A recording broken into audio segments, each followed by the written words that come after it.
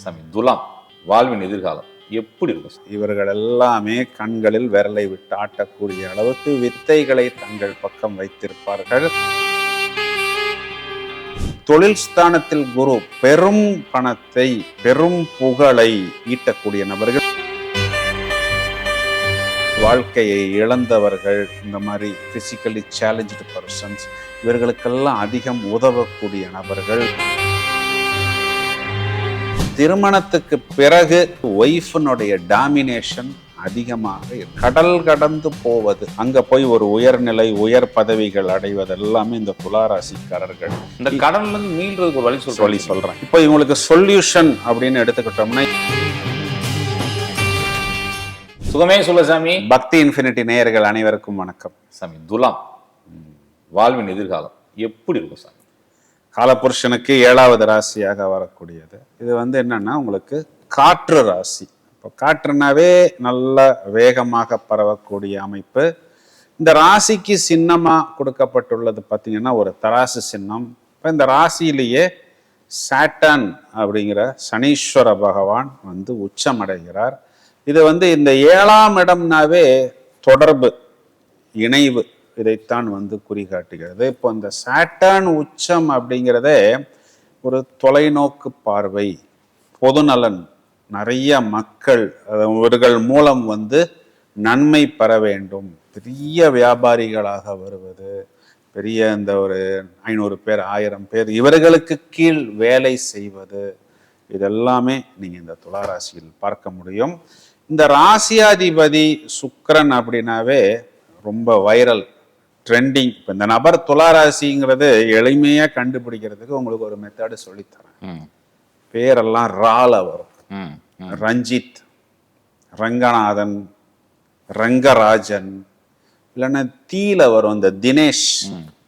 தினேஷ் எல்லாம் பார்த்தீங்கன்னு வைங்க, அதிகமான லவ் விஷயங்களில் ஈடுபடக்கூடிய பெயர்கள்ல இந்த தினேஷ் இதெல்லாம் முதலில் வரக்கூடிய பெயர்கள். நீங்க வேற பாக்குற எத்தனை பேர் தினேஷ்ன்றவங்க வழிக்கு வாங்க போறாங்கன்னு தெரியல சாமி. இல்ல உண்மை.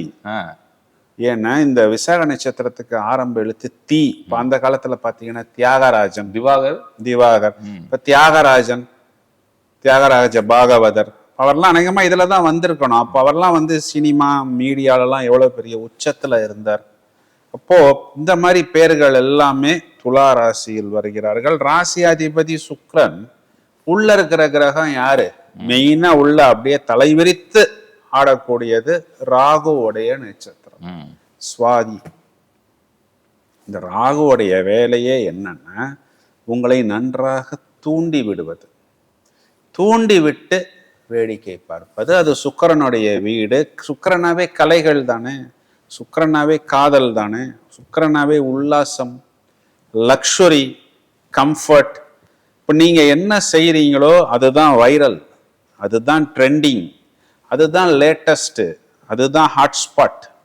அப்போ நீங்க தான் சென்டர் ஆஃப் அட்ராக்ஷன். நீங்க இருக்கக்கூடிய இடத்தில் உங்களைத்தான் எல்லாரும் கவனிப்பார்கள், உற்று நோக்குவார்கள். அப்ப என்ன ஆகும்? நீங்க செலிபிரிட்டியா மாறுறீங்க, பெரிய ஜாம்பவானா மாறுறீங்க, தொழிலதிபரா மாறிடுறீங்க. நீங்களே உங்களுடைய விளம்பரத்துல நடிக்கிறீங்களே. இப்பெல்லாம் ஓனர்களே விளம்பரத்துல நடிக்கிறாங்க. இப்ப அங்கேயும் நீங்க தானே சென்டர் ஆஃப் அட்ராக்ஷன். சொல்றது புரியுதா? புரியுது. அப்போ இந்த ராணு பேர் வரக்கூடிய நபர்கள்லாம் இவர்கள் எல்லாமே கண்களில் விரலை விட்டு ஆட்டக்கூடிய அளவுக்கு வித்தைகளை தங்கள் பக்கம் வைத்திருப்பார்கள்.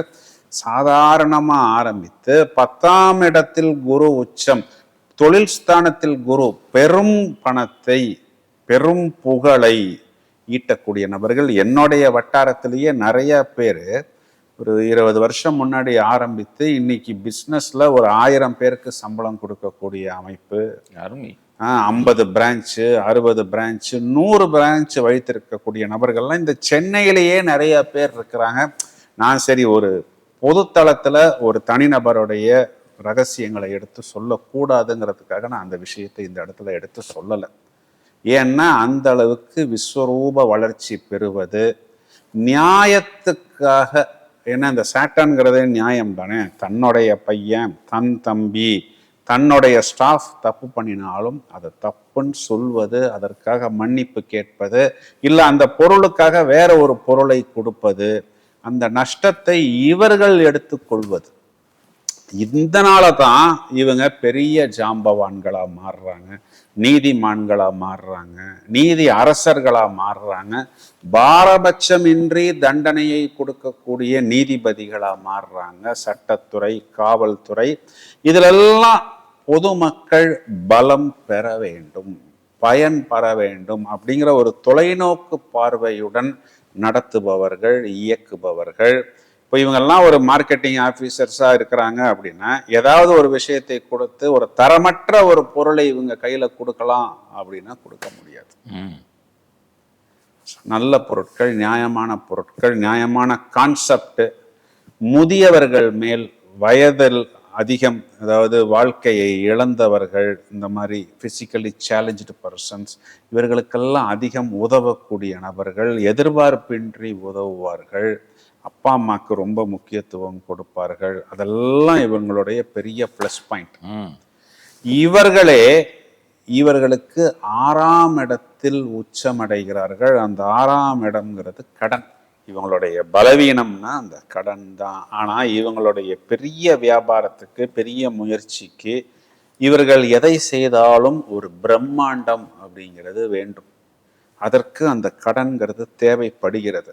அந்த கடனை இவங்க ஓவர் கம் பண்ணினாங்கன்னா இவர்கள் மிகப்பெரிய வெற்றியாளர்கள். அதனை எப்படி ஓவர் கம் பண்ணுவது அப்படிங்கிறதுக்கு சில சூட்சமத்தை இந்த பதிவின் கடைசியில் நான் சொல்கிறேன். இவர்களுடைய வாக்கு ஸ்தானாதிபதி, இவர்களுடைய பொருள் ஸ்தானாதிபதி 4ஆம் வீட்டில் உச்சம். எளிவலை ஆனாலும் தனிவலைன்னு சொல்ற மாதிரி எப்படியாவது ஒரு இடத்த வாங்கிடுவது, அது லைஃப் பார்ட்னர் பேர்லையாவது வாங்குவது. சொந்த வீடு இல்லாத, ஒரு சொந்த ஒரு அப்பார்ட்மெண்ட்டோ ஃப்ளாட்டோ இல்லாத துளாராசிக்காரர்களே இல்லை. அப்படி இல்லைன்னா கூட அதற்காக போராடி கொண்டே இருப்பார்கள். 2வது ப்ராப்பர்ட்டியும் அதிகம் வாங்குவார்கள். அந்த 2வது ப்ராப்பர்ட்டியில அதிக சிக்கலும் அதிக கடனும் பொதுவாக துளாராசிக்காரர்களுக்கு உண்டு. இதெல்லாம் நீங்க அவங்கள்ட்ட கேட்டு எஸ்ன்னு சொல்லிடுவாங்க, போட்டுருவாங்க.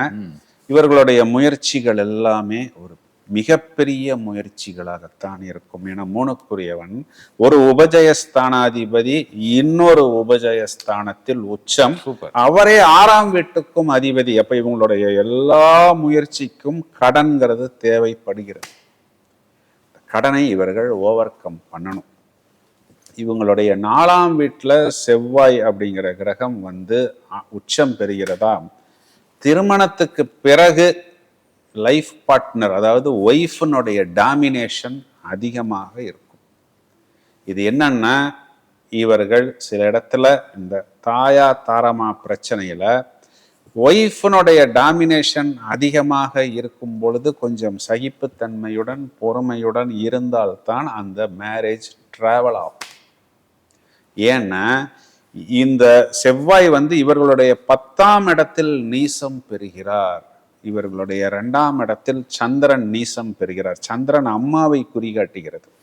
குடும்பஸ்தானத்தில் சந்திரன் நீசம், சுகஸ்தானத்தில் செவ்வாய் உச்சம். இந்த செவ்வாய்ங்கிறது ஒரு மாதிரி முரட்டு சுபாவத்தை, பிடிவாதத்தை கொடுக்கக்கூடிய கிரகமாக வருகிறது. அப்போ அந்த டாமினேஷனை இவர்கள் பொறுத்து கொள்ள வேண்டும். பொறுத்துக்கிட்டாங்க அப்படின்னா ஃபேமிலி லைஃப் டிராவல் ஆகும். ஆனால் அந்த தாயா தாரமா பிரச்சனை அதிகம் இவர்கள் சுமக்க வேண்டிய சூழ்நிலை. இவர்களுடைய 5ஆம் அதிபதி சாட்டர்ன் ராசியில் உச்சம். குழந்தைகளுக்காக அதிகம் மெனக்கிடுவது. இதே சாட்டர்ன் 7ஆம் இடத்தில் நீசம். திருமணமான பிறகு அந்த குழந்தைகளுடைய லவ், அஃபெக்ஷன், கேர் அப்படிங்கிறது இவர்களுக்கு கொஞ்சம் கம்மியாகத்தான் கிடைக்கிறது. மேலும் ராசியில் சூரியன் நீசம். அப்போ இவங்க குழந்தைகளுடைய அந்த ஒரு வளர்ப்பையும் அன்பையும் கவனிப்பதற்கு குறிப்பா இவங்க அப்பாவுடைய சப்போர்ட் இவர்களுக்கு பெரிதாக கிடைப்பதில்லை. சொல்றது புரியுது. 6ஆம் இடத்தில் உச்சமடையக்கூடிய செவ்வாய் அப்படிங்கிறது கடன் இவர்கள் எங்கே எதற்கு வாங்குகிறார்கள்னு யோசிக்கணும். அதிகமா இந்த கேர்ள் ஃப்ரெண்டு சம்பந்தப்பட்ட விஷயத்துக்கு கடன் வாங்குவது, லிவிங் டுகெதருக்காக கடன் வாங்குவது, ரிலேஷன்ஷிப்புக்காக கடன் வாங்குவது, இவர்களாகவே போய் இதில் எல்லாம் மாட்டிக்கொண்டு பிறகு நாங்கள் சிக்கி கொண்டோம் அப்படின்னு இவர்களே புலம்புவது, இதெல்லாம் நடைமுறையில் அதிகம் சந்திக்கக்கூடியது இந்த துளாராசி சகோதரர்கள். அதுலேருந்து இவர்கள் வெளியில வரணும் அப்படின்னா அவர்கள் தங்களோட அலைபாயக்கூடிய மனதை இவர்கள் அடக்கணும். இது காற்று ராசி. காற்று, நான் ஏற்கனவே சொன்னது போல், வெளியே வரும் பொழுது எல்லா விஷயத்தையும் நாம் முழுமையாக அனுபவிக்க வேண்டும்னு இவர்களை தூண்டி கொண்டே இருக்கும். குறிப்பா அந்த ராகுவின் நட்சத்திரமும் உள்ளே இருப்பதனால் இப்போ என்னாகும், எல்லா இடங்களையும் நாம் ஆக்கிரமிக்கணும், நாம் அந்த ஹர்டல்ஸ்ன்னு சொல்லக்கூடிய தடைகளை மீறி போகணும்னு போய் தோல்வியையும் அவமானத்தையும் கடனையும் சுமந்து கொண்டு இவர்கள் வீட்டுக்கு வருகிறார்கள். வந்த பிறகு என்ன ஆகுது அப்படின்னா, என்னப்பா நீ போன தடவை உன் கேர்ள் ஃப்ரெண்டுக்கு ஒரு பேர் சொன்ன, இந்த தடவை கேர்ள் ஃப்ரெண்டுக்கு வேற பேரை சொல்ற, கேர்ள் ஃப்ரெண்டுக்கு பேரை மாத்திட்டியா இல்லை கேர்ள் ஃப்ரெண்டையே மாத்திட்டியா? ஒவ்வொரு தடவையும் நீ ஒவ்வொரு கேர்ள் ஃப்ரெண்டு பேரை சொல்றியே, இதை நாங்கள் எப்படி எடுத்துக்கொள்வதுன்னு இவங்க வீட்டில் இருக்கும் பொழுது, இருக்கக்கூடிய நபர்களே இவர்களை கேட்கும் பொழுது இவர்களுக்கு கொஞ்சம் சங்கடமாகவும், நாம் எல்லா விஷயத்தையும் அனுபவிக்க போய் நமக்கு தோல்வி அவமானம் அப்படிங்கிறது இவர்களுக்கு வருகிறது. அப்போ என்னன்னா, இந்த இடத்துல இவர்கள் புத்தியை இழந்து விடுகிறார்கள். சுக்கிரன் உச்சமடையக்கூடிய வீட்டில் புதன் நீசம். அப்போ புத்திசாலித்தனத்துக்கு வேலை இல்லாமல் போய்விடுகிறது. புத்திசாலித்தனமாக யோசித்தால் அந்த இடத்தில் இவர்களே நீசமாகி அந்த ஒரு பர்சனை, அந்த ஒரு ரிலேஷன்ஷிப்பை, அந்த ஒரு காதலை இவர்கள் இழந்து விடுகிறார்கள். என்ன அர்த்தம்னா, இவர்கள் ஒரு மாதிரி மனதை இழந்து, புத்திசாலித்தனத்தை இழந்து அந்த காதலில் இவர்கள் இறங்குகிறார்கள். அது காதல்னு எடுத்துக்கலாம், இல்லை லிவிங் டுகெதர்னு எடுத்துக்கலாம், இல்லை காமம்னு எடுத்துக்கலாம். இது ஒன்லி பாய் ஃப்ரெண்டு கேர்ள் ஃப்ரெண்டுன்னு மட்டும் எடுத்துக்காமல் நிதி மோசடின்னு எடுத்துக்கலாம், எம்எல்எம் ஸ்கீம்னு எடுத்துக்கலாம், ஃபினான்ஷியல் குரோத், ஒரு வேகமான வளர்ச்சியை நோக்கி போவது, அதன் மூலம் நிறைய ஆபத்துக்களை எடுத்து கொண்டு வருவது. பின்னாடியே ஏழாம் வீட்டில் சூரியன். அப்போ அரசாங்கத்தினுடைய தொல்லைகளையும் அதிகம் சந்திக்கிறார்கள். அரசாங்கம் யாரையும் தொல்லை பண்ண போவது கிடையாது. சிக்கலில் மாட்டிக்கொள்ளும் பொழுது அரசாங்கத்துக்கு அபராதம் கட்ட வேண்டிய சூழ்நிலை இவர்களுக்கு அதிகம் ஏற்படுகிறது. ஏன் அப்படின்னா, இவர்களுக்கு பாதகாதிபதியாக வருகிறார் சூரியன். ராசிக்கு 7ல் உச்சமடைகிறார். 8ஆம் இடத்தில் சந்திரன் உச்சம். அப்போ நிறைய மைண்ட் ரிலேட்டட் ப்ராப்ளம்ஸ், அதிலும் குறிப்பா இந்த சுக்கிரன் சம்பந்தப்பட்ட விஷயம், பணம் சம்பந்தப்பட்ட விஷயம், தனம் சம்பந்தப்பட்ட விஷயம், இதெல்லாம் மைண்ட் ப்ராப்ளம் அதிகம் இவர்கள் சுமக்க வேண்டிய ஒரு சூழ்நிலை என்பது ஏற்படுகிறது. திருமணத்துக்கு பின் சந்திரன் அப்படிங்கிறது அம்மாவை குறிக்குது. அப்போ நம்மளால நம்மளுடைய அம்மாக்கு ஏதாவது பிரச்சனையா, நம்ம லைஃப் பார்ட்னர் மூலம் நம்ம அம்மாக்கு தோல்வியா, அவமானமா அப்படிங்கிறதெல்லாம் அதிகம் சந்திக்கக்கூடியது இந்த துளாராசி ஆண்கள். இவர்களுடைய பாக்யஸ்தானத்துக்கு அதிபதி புதன் இவர்களுக்கு 12ஆம் வீட்டில் உச்சம். அப்போ அந்த வெளிநாட்டு தொடர்பு, வெளிநாட்டில் போய் செட்டில் ஆவது, குறிப்பா இந்த நூதனமான டெக்னாலஜி, ஏன்னா இந்த ராகு இதையெல்லாம் குறிகாட்டுகிறார். இது சம்பந்தப்பட்ட விஷயத்துல, இந்த சாஃப்ட்வேர் ஐடி சம்பந்தப்பட்ட விஷயத்துல கடல் கடந்து போவது, அங்க போய் ஒரு உயர்நிலை உயர் பதவிகள் அடைவது எல்லாமே இந்த துளாராசிக்காரர்கள் பார்க்க முடியும். இவர்களுடைய 10ஆம் வீடு ஜீவனஸ்தானத்தில் செவ்வாய் அப்படிங்கிற கிரகம் நீசமாகிறது. அது என்ன அர்த்தம் அப்படின்னா, லைஃப் பார்ட்னருடைய சப்போர்ட்டு இவருக்கு பிஸ்னஸில் கம்மியாகத்தான் கிடைக்கிறது. ஏன்னா செவ்வாய்ங்கிறது 2 குறிகாட்டுகிறது. அவங்களுடைய கான்ட்ரிபியூஷன் வீட்டில் தான் டாமினேஷனாக இருக்குதே தவிர, பிஸ்னஸ்ல வரும் பொழுது கொஞ்சம் அவர்களுடைய சப்போர்ட் கம்மியாகத்தான் இருக்கிறது. மேலும் இவர்களுடைய பிஸ்னஸ்ல வரக்கூடிய பெரிய வருமானம் இவர்கள் கடன் கட்டுவதற்குத்தான் போகிறது. லாபமெல்லாம் அங்க போயிடுச்சுன்னா அப்புறம் என்ன இருக்கும் மிஞ்சு கையில? ஆமா, ஏன்னா அந்த கடனை குறிகாட்டக்கூடிய குரு தொழில் ஸ்தானத்தில் உச்சம் அடைகிறார். அப்படின்னா என்ன அர்த்தம்? கடனை யார் கொடுத்தார்கள், அது பேங்கா இருக்கலாம், இல்லை தனியாரா இருக்கலாம், இவங்களுடைய பிஸ்னஸ் ஸ்பாட்டில் உட்கார்ந்து அமர்ந்து கடனை வசூல் பண்ணி கொண்டு போவார்கள். இதையெல்லாம் துலா ராசிக்காரர்கள் சந்திக்கிறார்கள். இந்த கடன்ல இருந்து மீள்றதுக்கு ஒரு வழி சொல்றேன். துலா ராசிக்கு லாபத்துக்கு அதிபதியான சூரியன் தான் பாதகத்துக்கும் அதிபதி. சூரியன் அரசாங்கத்தை குறிகாட்டுகிறது. அங்கீகரிக்கப்படாத எந்த ஒரு பொருளை இவர் கை வைத்தாலும் அதற்குண்டான அபராதத்தை இவர் கட்ட வேண்டிய சூழ்நிலைங்கிறது கண்டிப்பாக ஏற்படும். இவர்களுக்கு விரயஸ்தானத்தில் இவர்களே நீசமடைகிறார்கள். அப்போ என்னன்னா விரயம், செலவு, அதனால் கடன், திரும்பவும் விரயம், செலவு, கடன் அப்படிங்கிறது திரும்ப திரும்ப இவர்களுக்கு ஒரு தொடரியாக வந்து கொண்டே இருக்கிறது. அப்போ சொல்றத பார்த்தா சிம்பிள் படத்துல ரிப்பீட் வருது. ஆமா. இப்போ இவங்களுக்கு சொல்யூஷன் அப்படின்னு எடுத்துக்கிட்டோம்னா இவர்களுடைய 5ஆம் இடத்தில் தான் இவர்களுக்கு தீர்வு. இந்த 5ஆம் இடம் வந்து கும்பம். கும்பம் குறிகாட்டக்கூடியது கலசம், கோபுரம். அதே மாதிரி இந்த 5ஆம் இடம் சாட்டன் அப்படிங்கிறது பழைய பாலடைந்த, இப்போ இந்த பாலடைந்த கோயில்களை வந்து பராமரிக்கிறது, அதற்கு வந்து இந்த கோபுரங்கள், கலசங்கள் இதெல்லாம் சீரமைக்கிறது. இதுக்கெல்லாம் இவர்களால் முடிந்த ஏதாவது ஒரு சின்ன உபயம், ஒரு பங்களிப்பு, அதுக்கு ஏதாவது பொருட்கள் வாங்கி கொடுப்பது, இதெல்லாம் இவர்களுடைய கர்மாவை வந்து சுத்தம் செய்து கொள்வது. இப்போ இந்த ராசியில் சாட்டர்ன் இருக்கிறது அப்படின்னாவே என்ன அர்த்தம்னா, ஒரு விதத்துல பார்த்தோம்னா நடக்க வேண்டிய விஷயங்கள் எல்லாமே கொஞ்சம் தடைபடுவது, தாமதப்படுவது, அப்புறம் நாமவே அந்த விஷயத்தை அப்புறம் பார்த்துக்கலாம், பிறகு பார்த்துக்கலாம், தள்ளி போட்டுக்கலாம் அப்படின்னு ஒரு மாதிரி கொஞ்சம் லெத்தார்ஜிக்காக இருப்பது. அந்த மாதிரி இல்லாமல் இப்போ ராசியில என்ன நீசம், சூரியன் தானே வெளிச்சம். அப்போ அந்த சூரியனை நோக்கி பரபரப்பாக செயல்படுவது, வேகமாக இயங்குவது, அந்த மாதிரி பண்ணும் பொழுது என்ன ஆகும் அப்படின்னா இந்த நெகட்டிவ் இன்ஃப்ளூயன்சஸை இவர்கள் ஓவர் கம் பண்ணி நிறைய பிரச்சனைகளுக்கு இவருக்கு ஒரு தீர்வு கிடைக்கும். ரெண்டாவது இவங்களுடைய தனம் அப்படின்னு சொல்லக்கூடிய பணம் 2ஆம் அதிபதி எங்க இருக்குன்னா 4ஆம் வீட்டுல இருக்கு. 4ஆம் வீடுங்கிறதே உங்களுக்கு சொத்து. அந்த சொத்து நீங்க வாங்கி வச்சிட்டீங்கன்னா கண்டிப்பாக உங்களுக்கு அது நிற்கும். உங்களுக்கு ஏதாவது போதாத காலம், பிரச்சனைகள் இந்த மாதிரி வரும்பொழுது, ஒரு வேலை வந்தால் அதுல இருந்து இவர்கள் எளிதாக வெளியே வந்து விடலாம். நிறைய அந்த ortho problem, phone problem, obesity problem, இந்த முழங்கால் வலி, முட்டு வலி, அப்புறம் 8ஆம் இடத்தில் சந்திரன் தானே, அப்போ அது உணவு தானே, அதிகமான உணவு எடுத்துக்கொள்வது, உடல் பருமன். இப்போ இந்த சுக்கிரன் வந்து நாம் ஒரு விஷயத்துக்கு அடிமையாகுவது, அது உணவாக இருக்கலாம், உல்லாசமாக இருக்கலாம். அந்த மாதிரி எதற்கும் அடிமை ஆகாமல் அந்த விஷயத்தை நம்மளுடைய கட்டுக்குள் கொண்டு வருவது, ஆசைகளை கட்டுப்படுத்தி கொள்வது, வரம்பு மீறாமல் இருப்பது. இந்த ராகு என்ன பண்ணுவார்னா உங்களுடைய சுயநலத்துக்காக, உங்களுடைய தேவைக்காக எந்த ஒரு விஷயத்திலும் உங்களை அத்துமீற வைப்பார். புரியுதுல்ல உங்களுக்கு?